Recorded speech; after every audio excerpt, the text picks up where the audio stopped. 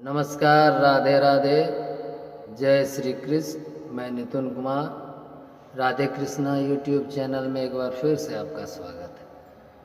हमारी पिछली दो वीडियो में माता सरस्वती के बारे में जो चर्चा हुई, बसंत के आगमन की जो चर्चा हुई, बसंत ऋतु का जब आगमन होता है तो चारों तरफ मौसम सुहावना होने लगता है, क्योंकि गर्मी धीरे धीरे आने लगती है और सर्दी अर्थात ठंडी धीरे धीरे जाने लगती है और पेड़ों पौधों पर नए नए शाखों पर नए नए पत्ते आने लगते हैं।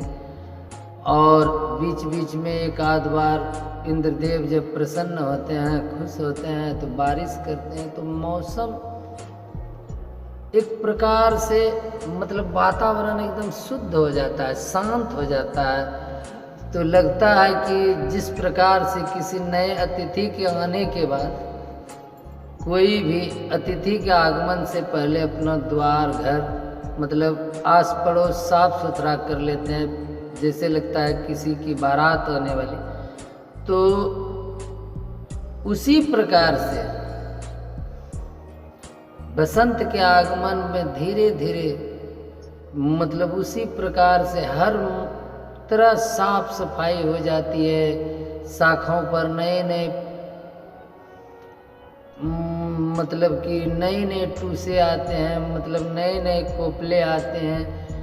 आम में, लीची में, अमरूद में, तरह तरह के फल के पेड़ों में नए नए मंजर आते हैं। चारों तरफ सुगंधित वातावरण हो जाता है और ऋतुओं का राजा बसंत को कहा जाता है।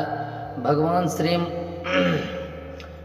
श्री कृष्ण अर्जुन को महाभारत के शुरुआत में जो उपदेश करते हैं श्रीमद् भागवत गीता में, उसमें 12वें 13वें अध्याय में जब भगवान अपने बारे में बताते हैं तो उसमें भगवान श्री कृष्ण कहते हैं कि ऋतुओं में मैं बसंत हूँ।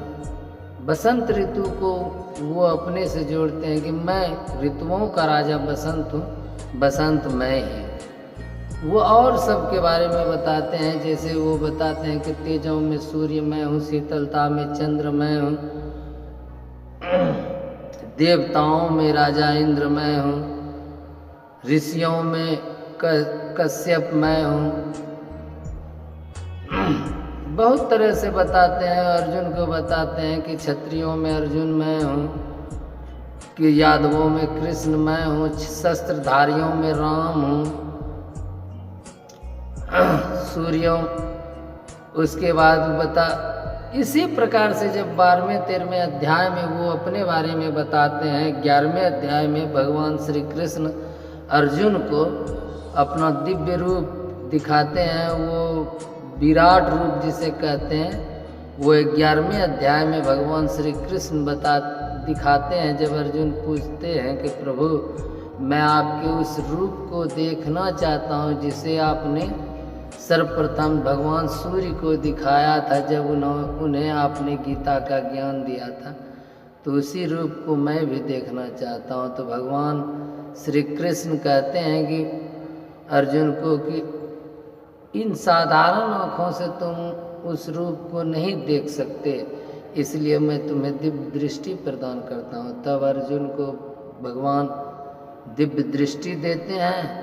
उस दिव्य दृष्टि से भगवान श्री कृष्ण भगवान का वो विराट रूप अर्जुन देखते हैं। उसके पश्चात जब अर्जुन उनकी स्तुति विनती करते हैं तो पुनः जब वो मूल रूप में आते हैं, जब अर्जुन डर जाते हैं, अर्जुन कहते हैं कि प्रभु आपके इस विराट रूप से मुझे ठीक उसी प्रकार डर लगता है जिस प्रकार से कि कोई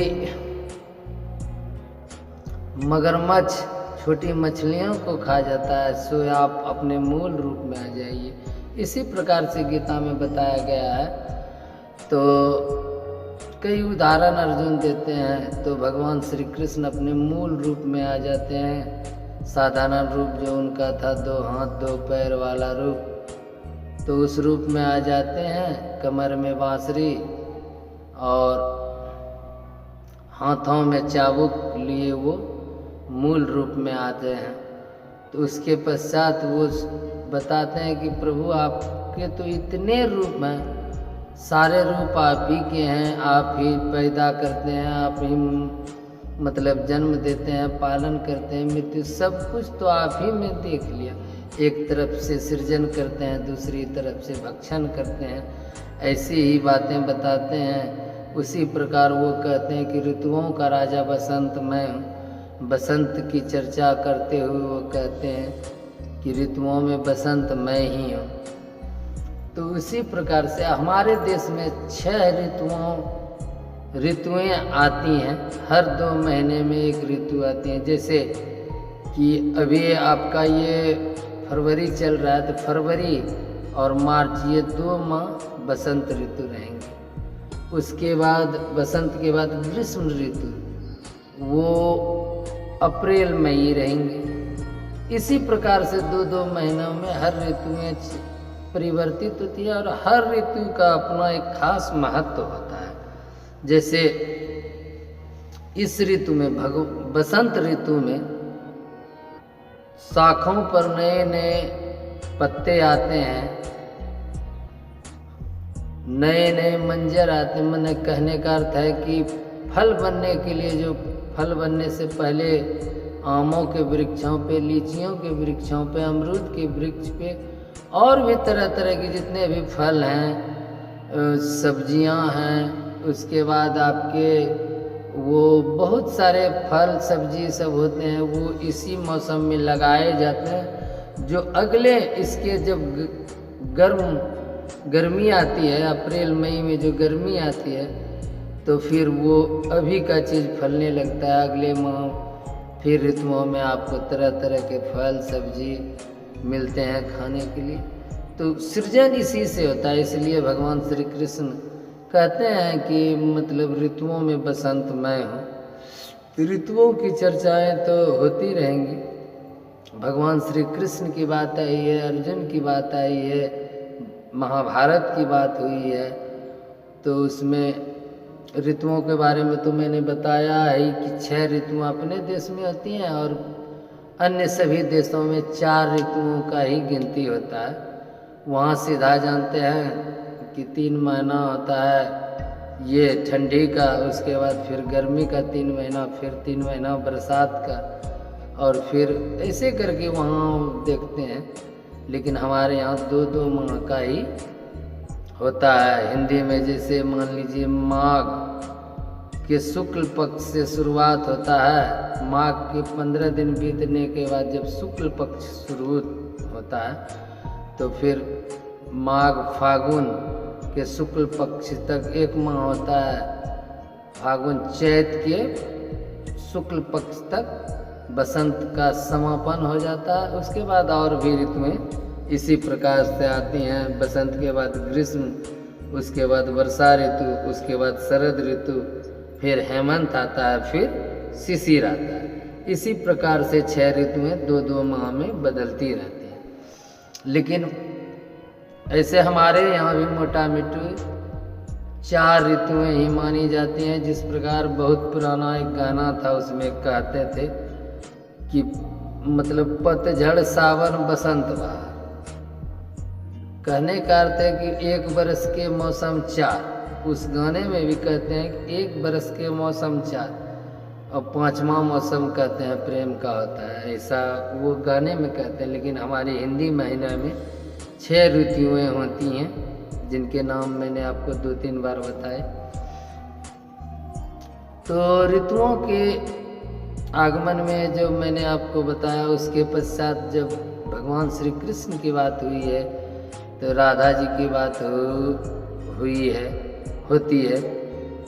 तो राधा कृष्ण के बारे में भी जैसे ये आपका आता है शरद ऋतु। शरद ऋतु में कहा जाता है कि शरद ऋतु में ही प्रभु ने रास रचाई थी। और उसी ऋतु में एक मान्यता भी है कि जब उस प्रथम मतलब कि वो ठंडी का महीना शुरू होने वाला आता है ना, तो उस समय शरद ऋतु में जो पूर्णिमा होता है, उस पूर्णिमा में रात्रि में खीर बनाकर छत पर रखा जाता है, ऐसी प्रथा है। तो उसमें औषधि की वर्षा होती है और उसे खाने से मनुष्य निरोगी होता है, ऐसी मतलब कि धारणाएं हैं। अब क्या होता है उसके बारे में पता नहीं। तो आज की चर्चा यहीं पर विराम दूंगा। आगे अगली चर्चा के साथ बसंत की जो चर्चा की है मैंने, हो सकता है इस पर ही अगला वीडियो है। नमस्कार, राधे राधे, जय श्री कृष्ण।